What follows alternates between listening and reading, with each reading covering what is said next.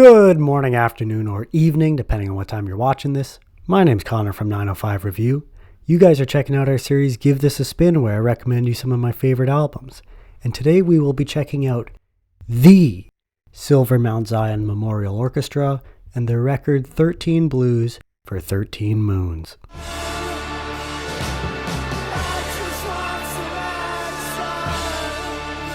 The Silver Mount Zion Memorial Orchestra is a side project of a band I've already covered numerous times, Godspeed You, Black Emperor. This one started by guitarist Ephraim Manouk, who was a founding member of Godspeed in 1994, but by 1999 wanted to expand his music knowledge and just have another outlet for all these ideas he had. He recruited bandmates Sophie Trudeau and Thierry Amar, thereby making the Silver Mount Zion Memorial Orchestra comprise 1/3 of the 9-piece that is Godspeed You, Black Emperor. And with these three being in both bands, it gave them the opportunity to work on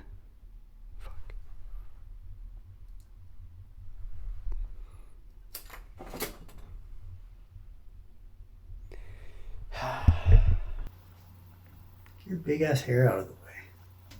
I'm sick. I had to get set up in my new office. Everything's falling apart on me, but I'm determined to get this done.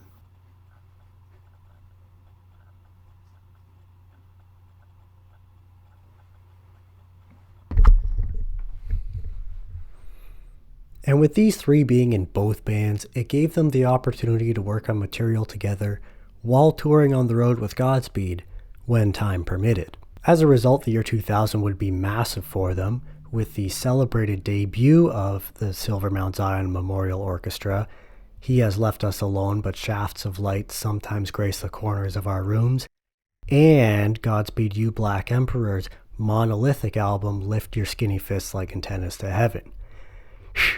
What a mouthful. But Silver Mount Zion was looking to make even bigger things, and would double in size, signified by a name change to the Silver Mount Zion Memorial Orchestra and Tra-La-La Band. They would release 2 albums and an EP with this expanded lineup, which also featured an added emphasis on vocals, something pretty foreign to their music and Godspeed's as well, outside of just samples here and there, and they would expand again to a septet for their 4th album.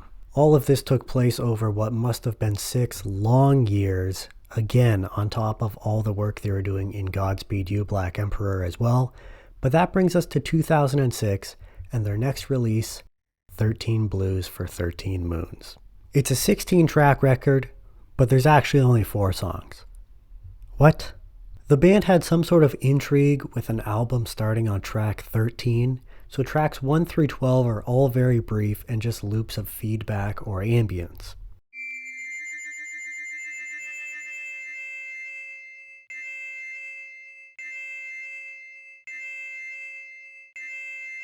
Ephraim admitted that when making an album, he or the band have records in mind and not so much CDs. So realistically, this just kind of plays out to be a 2-minute long intro into a 4-song record. But they decided to have some fun with it, right? And furthermore, this being 2006, iPods would have just come into the picture, so surely you can imagine how bizarre it would sound to have this on shuffle, where you have a couple 15-minute songs separated by however many 10-second songs. Okay, let's get into the actual music now. The album starts with 1 million died to make this sound. How bleak. It starts off very gingerly with Ephraim singing the song title in this bit of a shaking or creaky tone. Soon others join in as the guitar, which hasn't changed much up to this point aside from getting progressively louder, now feels like it has a bit more drive to it, and I almost picture us sitting around a campfire for this. But not like a fun everyone singing campfire songs together, more of like the energy that somebody telling a horror story or like a folk legend would have. Again, because of the bleak title of the song. 1 million died to make this sound. And they make this song absolutely hit because it's all dark and foreboding before kind of quieting down a bit. And then you just get this little like, from the violin, and we start rocking.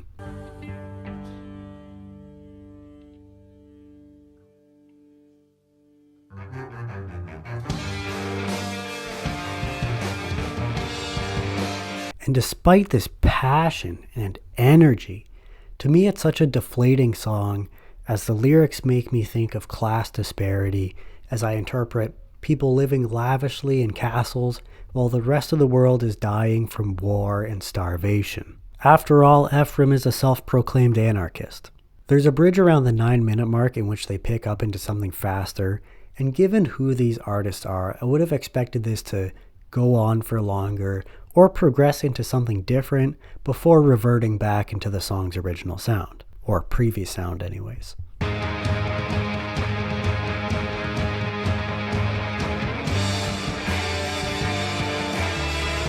Just like that? Come on. They do give this song a nice easy conclusion, however. This is a fantastic tune, it won me over in no time, and this is a reminder, as awesome as Godspeed is, don't overlook these side projects. So that brings us to the album's title track. It starts off with a slow, cool mood, but before long, we'll find out how not cool things are. Ephraim's stressing out about the place he's in due to an ongoing war, and there's some lines I really admire in here. Ephraim, who is raised Jewish, is pacing back and forth down a hallway while his neighbor snores, which could be somebody who, doesn't have any connection to whichever ongoing conflict we're talking about here. So he has the luxury of just being able to sleep it off. And I love the guitar tone here. To me, it sounds very stoner metal.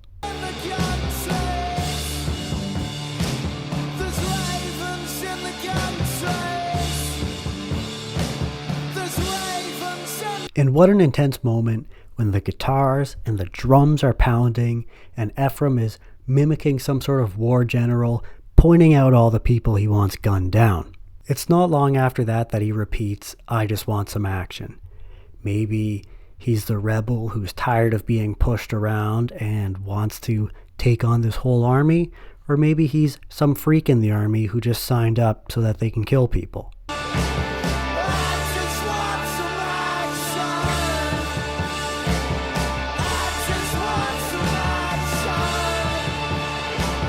We get some relief after those highly emotional 5 minutes before things pick back up and we get another emotional climax, eventually killed off by some feedback, so Ephraim can continue on with his absolutely stellar imagery.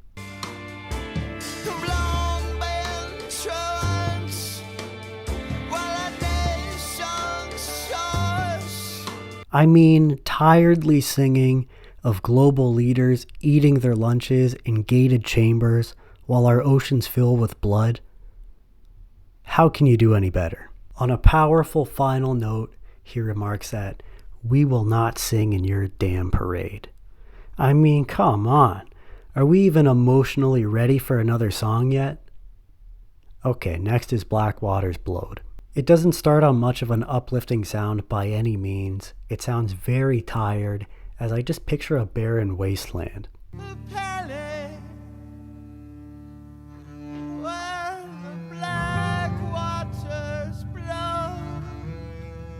After the first verse, we have some chaos thrown our way, but the slow strumming guitar remains just audible enough to keep us from feeling too far off track. This happens again after the second verse, though the prominent violin here at least sounds controlled. The lyrics here are so fascinating to me, and my grasp on it is that it's about pursuit. There's times in a lot of our lives where it feels like we really can't afford to lose a step, and yet we still have to keep pushing on or risk getting left behind. We get a solid emotional jam.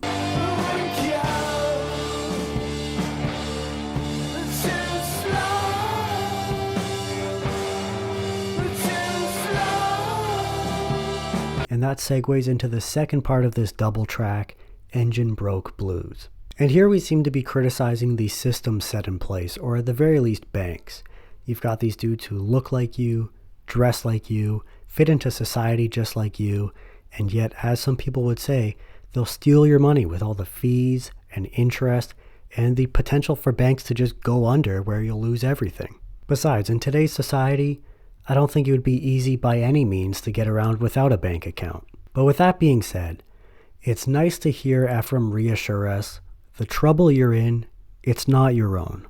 On top of that, despite singing what a broken system we live in, the music brings such an uplifting sound with it, as if it's saying, hey, here's the problem, we're gonna go fix this shit.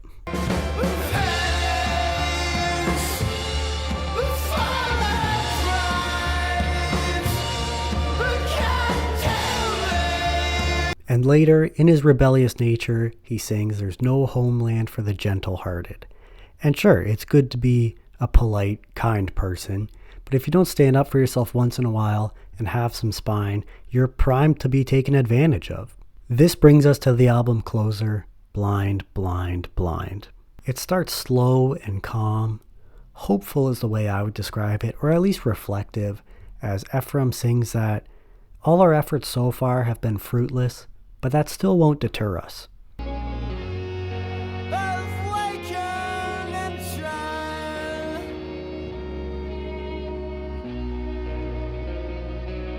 And I guess that's my take on the remainder of the song, to never get discouraged nor surrender your ideals, as the rest of this seems to deal with authority and establishment.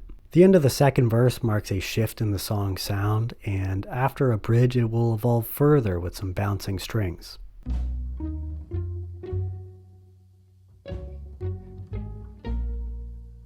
Blind, blind, blind. Violin and electric guitar take over as we start to ramp up into the song's climax around the 8-minute mark, as Ephraim repeats, love the horse or leave the horse. This definitely sounds like it would be a common saying, but Googling this only brings up this song or Reddit posts about people falling out of love with horseback riding. What I see a lot when somebody complains about how their country is being run is some people's default response is, well, if you hate it here so much, why don't you just leave? So that's my take on it, that Ephraim is mimicking accept where you are or leave, but putting a spin on it, because he'll go on to talk about lovers whose hearts are true, and it seems like he loves his place so much despite the qualms that he has, that he's going to fight tooth and nail to change it, to make things better. And all this is done during a beautiful segment and leading to a beautiful conclusion.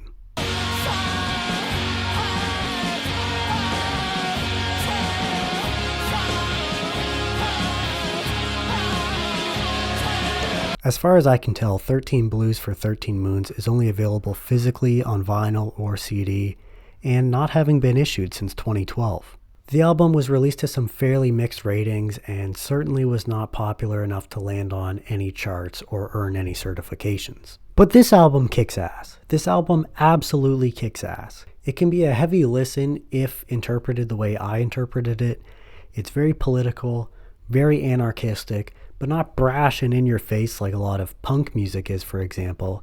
Rather, it's very articulate and it's so beautifully poetic. I will say that as great a record this is, we do know what the full Godspeed ensemble is capable of, so it's difficult for a fraction of it to live up to the full thing. But at the same time, we have to keep in mind this is a separate project with their own approach to the music, and with that in mind, I'm going to be stamping this album with an A- grading. The first record, absolutely captivating.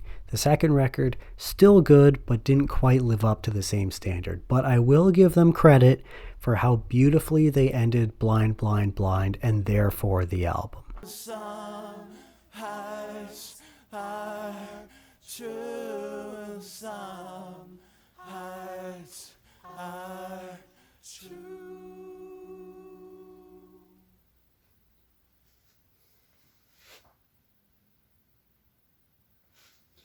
Man, what a finish. Oh my God. But those are just my thoughts on the Silver Mount Zion Memorial Orchestra and 13 Blues for 13 Moons. Let me know yours. As always, I've appreciated hosting you, and maybe you'll stick around for another one. Till next time. But real quick before we take off, what were your thoughts on 13 Blues for 13 Moons? Did I rate it too high or did I rate it too low? You let me know down below, as well as any other comments you might want to share. any albums you might want me to check out, or anything nice you just want to say. Thanks for stopping by, and until next time.